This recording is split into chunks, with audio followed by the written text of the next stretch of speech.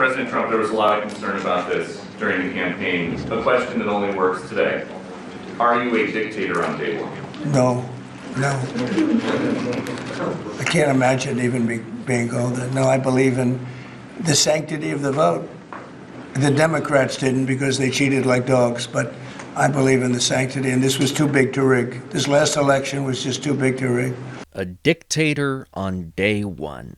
There's an old Amazing Atheist video from May 4th, 2010 called Fascism, a Grassroots Movement. The description reads, Hitler rose to power by exploiting the bigotry and stupidity of his constituency. Today, the Tea Party movement and the GOP are doing much the same thing. To understand the rise of Nazis in Germany, the first thing you have to understand is that World War I took place from 1914 to 1918. Then in 1919, there was this thing called the Treaty of Versailles, this hideously unfair document that basically said that Germany had to take full responsibility for World War I, and they had to pay reparations to all of these other nations that were affected by the war that they caused. Then in 1921, countries started demanding even more reparations. They said the reparations in the Treaty of Versailles weren't good enough, and they demanded more, which led the German government to just kind of print money willy-nilly so that they could pay all of these debts. They printed so much money that from 1921 to 1923, the German market was saturated with all of this money which had nothing to back it up. And so there was massive hyperinflation. And this hyperinflation led to economic collapse. Now something else happened in 1921. In 1921, Adolf Hitler became the head of the Nazi Party. You see, in 1920, the Nazi Party had under 60 members. Because of Hitler's oratory skills and because of the crumbling economy of Germany, Hitler was able to get hundreds of thousands of members for the Nazi Party by the end of the 1920s. And by 1934, Hitler was able to seize power over Germany. And I think we all know what he did from there. Now, why was Hitler able to seize power? What enabled him to do so? What was his platform? Well, you see, the German people felt like they shouldn't have lost World War I. They felt like their army was still strong because they didn't know what the hell they were talking about. So when they signed the Treaty of Versailles, the German people looked for a scapegoat. They looked for someone that they could blame for the fact that their army had surrendered prematurely. And the scapegoat was easy. The scapegoat was the Jews and the Gypsies and all of these foreigners who had come into their country.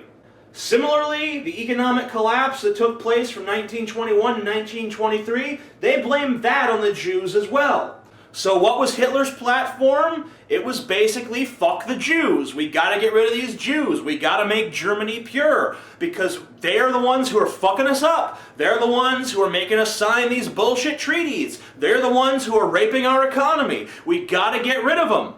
So folks, the pattern is this. War, followed by economic decline, followed by scapegoating a minority, followed by the rise of a formerly obscure political sect characterized by racism, xenophobia, and isolationism. And we've got all of it, folks. We got war. In fact, we got two wars. We got a war in Iraq and a war in Afghanistan, and probably coming soon, a war in Pakistan. Yippee! We got economic decline, huge joblessness rate, the banking industry nearly collapsed, the housing market is in the shitter, everything is going wrong. Scapegoating a minority, we've got that too, check. How many conservatives will tell you that the reason America's really in decline is because we've got too many illegal immigrants coming over here siphoning away our resources? I just read an article today that said that the major GOP strategy for winning this next election is to seize the immigration issue. They want to make the next election about illegal immigration. Do we have the rise of a formerly obscure political party characterized by racism, xenophobia, and isolationism? Yes, we do. We have the Tea Party protesters. We have the rise of a new political power here in America. Now, am I saying for a second that the US is on the path to becoming Nazi Germany? No. because as bad as the wars in Iraq and Afghanistan are, they're no World War I. And as bad as our economic decline is, it's not anywhere near as bad as the economic collapse that Germany suffered due to the hyperinflation of the early 1920s. And as much as we scapegoat illegal immigrants, we don't do it nearly as bad as the Germans scapegoated the Jews in the 1920s and 30s. And as bad and stupid as the Tea Party is, it's nowhere near as bad as the Nazi Party. So what does this mean for America? Well, it probably means that we're going to get a leader that's almost as bad as Adolf Hitler. But don't worry, our Holocaust won't be nearly as bad as the one that the Germans had in the 30s and 40s. We'll just have a little tiny Holocaust, maybe 1 million killed, that's it. I remember when I made a video about the attempted assassination of Donald Trump, I said that I didn't see Trump being the person to destroy the American system altogether, even though I did acknowledge he was eroding it.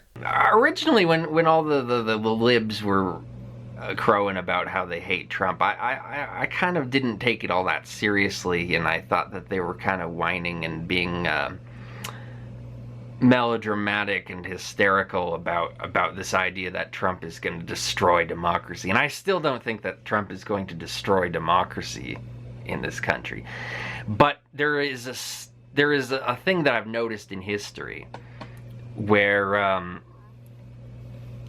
when democracy is destroyed, it's a slow process of erosion that comes before that. And I don't think Trump has it in him to be the one to, you know,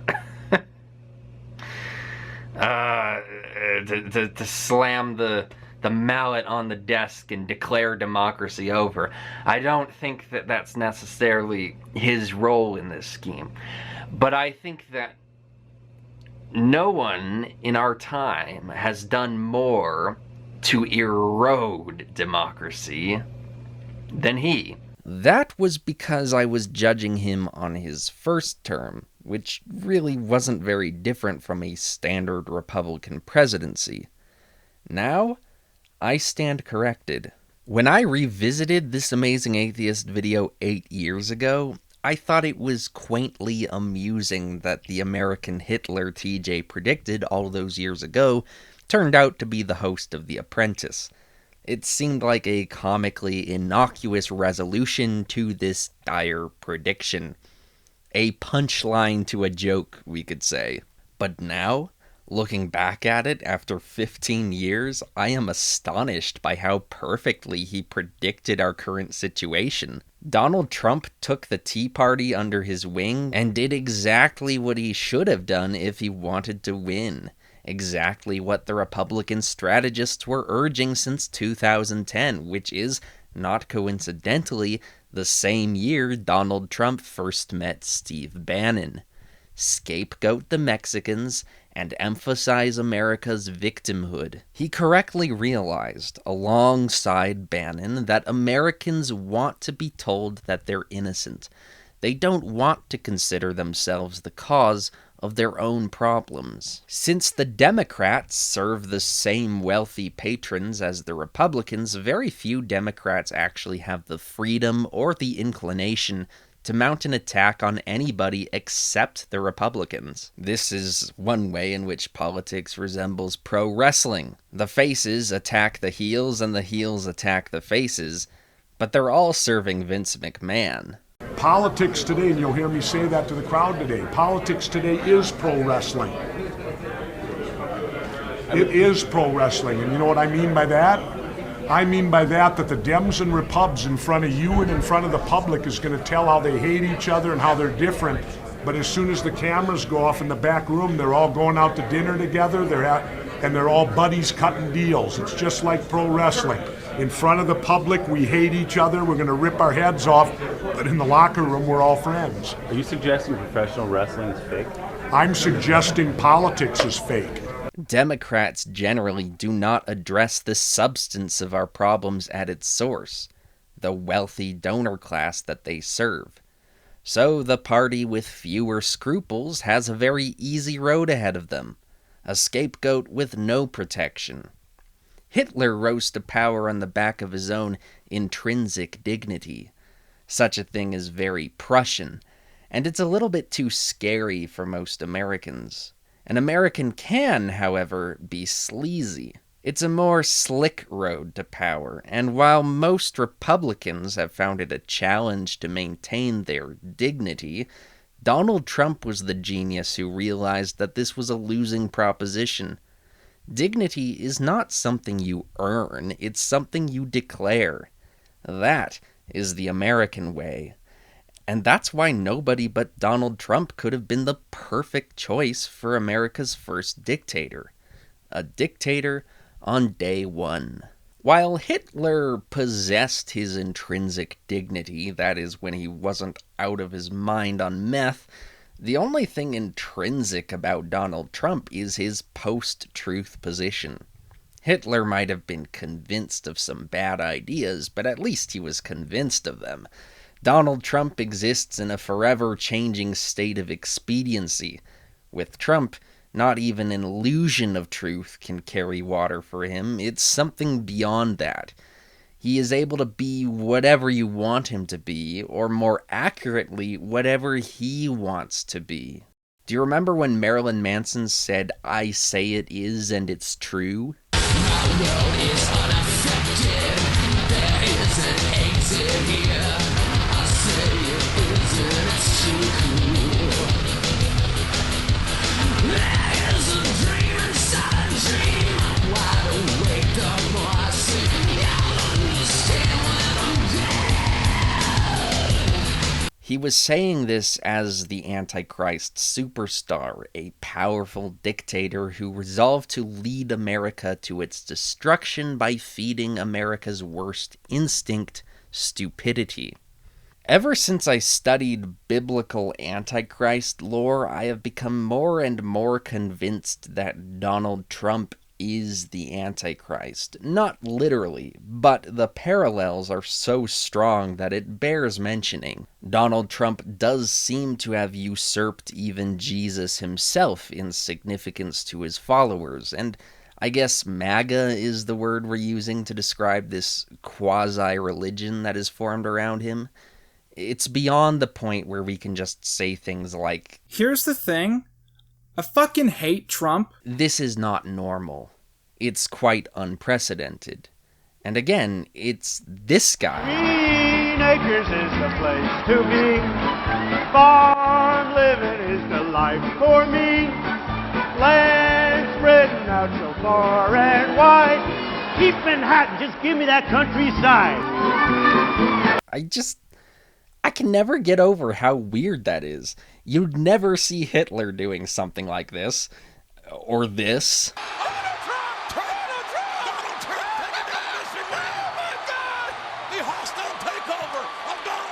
Or this. When they took a shot at my hero, and they tried to kill the next president of the United States, enough was enough. And I said, let Trumpomania run wild, brother. But in a way, that's kind of what's cool about it. And I'll cover that topic more in a future video I'm making about trash TV. I guess the closest comparison we could make would be Muammar Gaddafi from Libya. He was known for being kind of eccentric and crazy and having this flamboyant streak in him. But that's really what we're dealing with here. We're dealing with a flamboyant dictator, someone who loves pushing boundaries, pushing buttons, and seeing what he can get away with.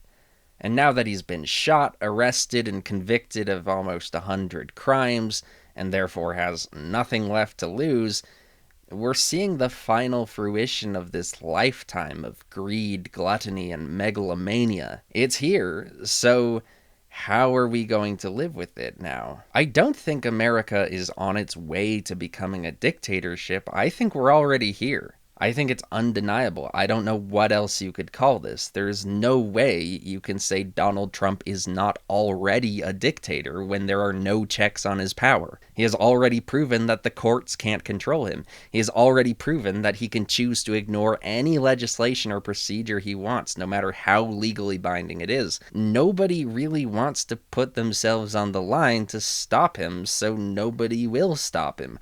He'll continue to get away with everything, and more than likely, that will include a third term. President Trump is going to run for a third term, and President Trump is going to be elected again on the afternoon of January 20th of 2029. He's going to be President of the United States. Okay, but the thing I just read in there, it seemed like there was no wriggle room there. It seemed like it was just, 8 or 10 words it said only 2 times. We have a team of people that are working. A team. How can a team do something about that? What? I don't care if the team is 12 trillion people. The words are still the words. Bill, every day in federal courts, right now in federal courts, there's 120 lawsuits on what President Trump's doing for his Article 2 rights on the unified executive theory. But he's chief executive, he's commander-in-chief, and he's chief magistrate and chief law enforcement officer. There's 100, and they're running to court every day to sue President Trump, all because the interpretation of this. The interpretation of this is open for interpretation. How could it be open? Could I have it back? How could it? I'm sorry to be. No person. You would agree he's a person. Okay, shall be elected. He was elected to the office. That's the office of the president more than twice. Twice is once and then another time. I don't see what the team is finding. Okay, I will disagree. Listen, Bill. In 2014, you talk about long odds. In 2014, when I backed President Trump when I was running Breitbart, they said I'd turned Breitbart into Trump Pravda. Okay, the odds there, he polled at 0. Then later in 2021, after he got back to Mar-a-Lago, when Fox abandoned him and the Murdochs abandoned him, the Republican Party abandoned him, the odds were longer then. So our group, the MAGA movement and the tip of the spear of the MAGA movement, we've had long odds before. You know what? And we've come out winning twice. And we're going to come out, we've got long odds on this. We're going to come out winning a third time. On the afternoon of the 20th of January 2029, he's going to be President of the United States. There's already good evidence that he rigged the 2024 election in his favor. I don't think American elections can be considered fair in the first place, but I think it's very likely that the 2024 election was not just unfair, it was also fraudulent. And if it were not for ugly Jim Crow racist vote suppression tactics, Kamala Harris would have had an additional 3,565,000 votes. She would have won Wisconsin, Michigan, Pennsylvania, and Georgia. She would have had 286 electoral votes. She'd have won the popular vote by about 1.25 million, and the Electoral College by 286 electoral votes. So I guess the question from here is, how far is this going to go?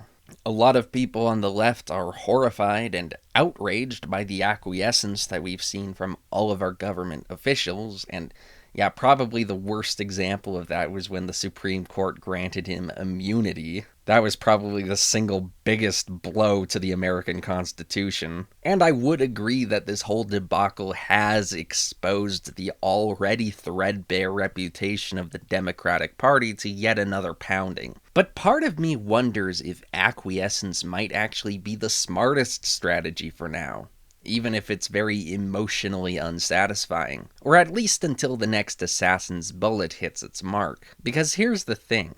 If Donald Trump has the confidence that he can assume dictatorial powers without the need for a full-scale repression campaign, and without the need for mass censorship and the arrests of major political opponents, he probably won't do it. And that leaves open the possibility that once Trump finally dies in his 4th term, maybe we can put the pieces back together and go back to the way things used to be. Although, I don't think there really is any going back, and I think there's 3 major reasons for that. Reason 1 is the one that's been lurking in the background for the last 50 years, and nobody's really wanted to talk about it because it's just so depressing. Climate change. Nobody wants to talk about it, but there really is no turning back now. Things are only getting worse from here. Sea levels are rising, Arid regions are becoming more arid, important rivers are drying up, hurricanes are increasing in frequency and intensity, resources are becoming more scarce, aquifers are becoming endangered, things are gradually destabilizing, and this destabilization is accelerating, and will continue to accelerate. And let's face it, we're never going to change. We are never actually going to solve this problem. It's a lost cause. With that in mind, our world is going to become a lot more tense in the coming century, and with these conditions, it will be much harder to rebuild a stable democracy after the death of Donald Trump, assuming it takes that long. Reason number 2. War. As we all know, the rise of Hitler led to World War II. Although technically World War II started in China, but anyway, given the pattern of things, and Donald Trump just generally being a better dictator than Adolf Hitler, we can expect a major war from him, but it probably won't be as destructive as World War II.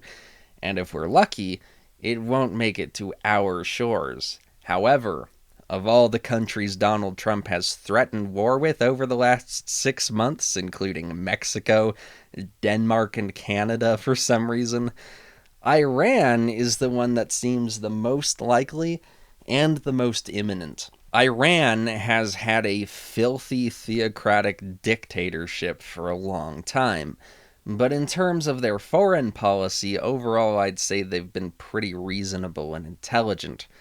They're a large country, and they're a powerful country, although they're not as large and powerful as the United States. And with their biggest ally, Russia, tying itself in knots over the most retarded war of the 21st century, Iran is kind of alone right now, and vulnerable. Israel has stopped giving any fucks and is on the warpath against the Muslim world. And Israel's biggest enemy for the past 40 years has been Iran. Israel's fight is not with you. It's not with you, the brave people of Iran, whom we respect and admire. Our fight is with our common enemy, a murderous regime that both oppresses you and impoverishes you.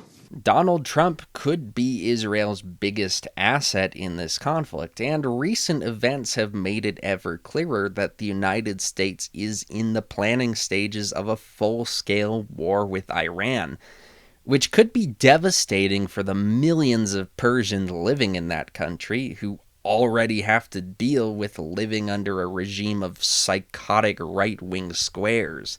Think of how hideous it will have to be when another regime of psychotic right-wing clowns puts the full might of its military against them. و اما مطلبی که مایل بودم با ملت عزیزمون در میان بذارم اینه که رژیم صهیونیستی اشتباه بزرگی کرد.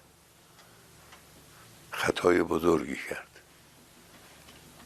غلطی کرد و عواقب او رو بیچاره خواهد کرد به توفیق الهی. The reason Great Britain lost the Suez War is not because they weren't powerful enough to win, it's because they were too scrupulous. They were persnickety about the victory conditions. They wanted control of the canal, but they also wanted stability, and they didn't want to alienate the international community. But it seems like the Trump regime doesn't really care about alienating the international community. The tariffs are evidence enough of that. So what really do they have to lose? Iran isn't just going to give up once their capital is annexed. We'll enter a stage of perpetual jihad for the region that isn't going to end because the war will have destroyed so much of the valuable infrastructure that a country like Iran would need to create the conditions of prosperity necessary to recover. Iraq and Syria are comparatively small countries. Think about how devastating it will be to destabilize Iran, a country that already borders Afghanistan and Pakistan, two countries racked with the same kind of Islamic extremism. It's just not a good outlook. This is a war that will cost the United States a lot more than people probably think, and I don't know what the ramifications of it will be if it goes into effect. And finally, there's the aforementioned reason the international community is slowly turning against the United States. Money rules the world, and now that the United States is threatening global trade, we're seeing a lot of countries start to make plans to abandon the US dollar, which will mean all of the gains made by the United States after World War II, the soft imperialism of the Marshall Plan, will start to unravel, and the United States will be in a much more vulnerable position than ever before. The system of global trade anchored on the United States that Canada has relied on since the end of the Second World War, a system that, while not perfect, has helped to deliver prosperity for our country for decades, is over. Our old relationship of steadily deepening integration with the United States is over. A position where it might even be possible for the country to default on its debt, which will be a catastrophe for the economy.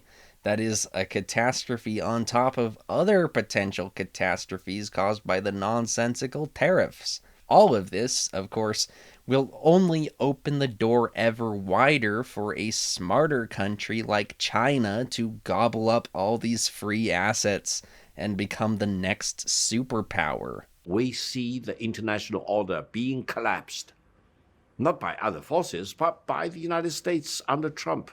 Whether it will eventually evolve into Cold War or hot war, no one knows. I hope it will not. I hope some sound mind will eventually emerge in Washington. I hope eventually the American people will make their voices known, and we will avert the further deterioration of this global trade war or the tariff war, and never evolve in that direction of a real war, especially a hot war. Now, in the world of today, if a hot war breaks out between China and the United States, both these countries have tremendous amount of power to destroy each other multiple times and cause Armageddon. Even if you're a racist who hates Mexican immigrants, I just don't see how you can view any of this as smart strategy. It all looks eminently stupid and reckless from my point of view. It kind of reminds me of certain other stupid and reckless decisions made by certain other dictators in the past. As for what we should do about it, I don't really have any suggestions, and I'm not sure that now is the time for action. Sure, if you're a politician or a civil servant, then it's pretty much on you. It's your job and your responsibility to coordinate a response to this situation. Most of them aren't doing anything, though, which leaves the ordinary people on the ground. And I'm not really sure there's any action they can take that's going to be very helpful. This regime really doesn't seem to care about public opinion, and why would it? It's a dictatorship, not a democracy. So I guess if I had any advice for the average person, if you want to take some power into your own hands, do it smartly. Do it surgically, even. Don't make a big bluster or a show or a spectacle. Whether you're acting within the law or outside the law, do something effective rather than something symbolic.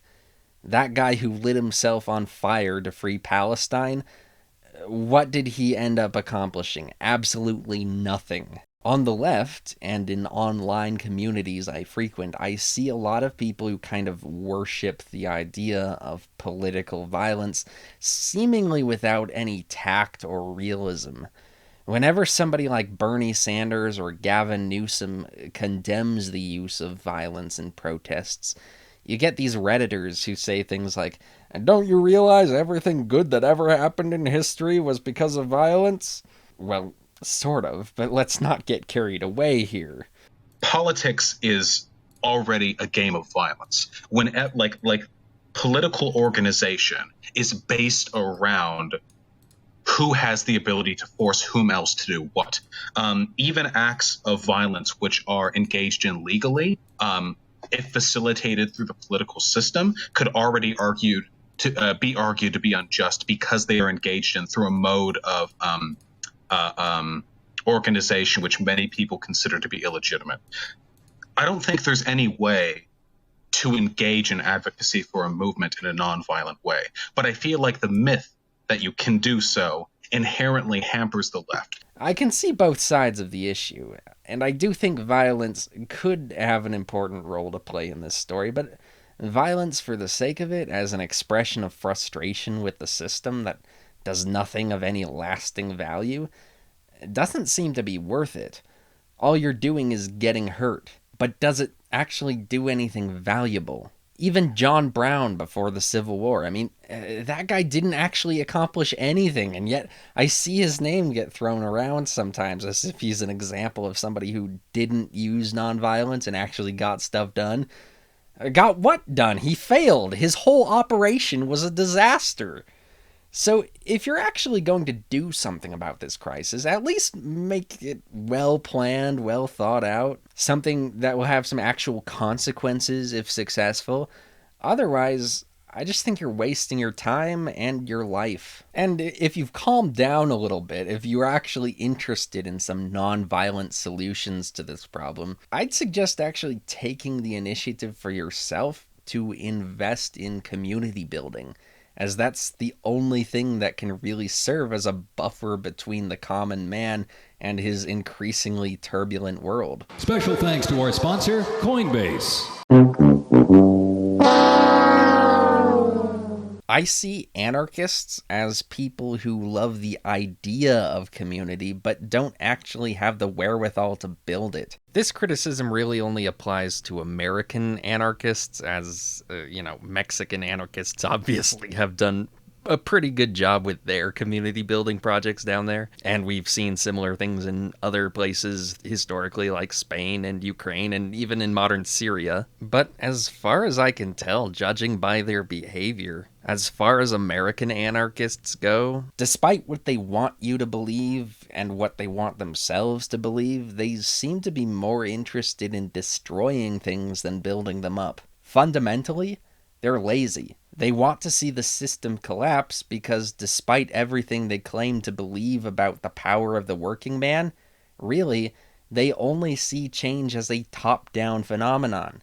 This reminds me of something that my friend Case once told me a long time ago, back when everyone was gay for Obama. Remember that? Change and hope and, giant crowds of people, yes we can, yes we can. Yeah, we all remember that. Back then, my friend Case said to me, change doesn't come from the top down, it comes from the bottom up. And I know he's not the, originator of that sentiment or that quote or whatever, but he's the first person I heard it from, so I'm giving him credit. But it occurs to me that if that's how positive change comes about, that's also how negative change comes about. We always think of fascism as some guy who gets in control, he gets in at that top rung, and then he showers changes down on the people, but that's not really how it works. They don't actually believe that the workers have any power at all. A true anarchist would be someone who doesn't sit around waiting for the revolution to take place, who doesn't just protest and riot as a matter of pretense, but actually takes initiative, taking the power generously granted him by this liberal society and fucking building something. Makes an equitable business, creates a fraternal society of people who want to support each other as free equals. Actually makes the fucking society that he wants to replace our current capitalist hellscape.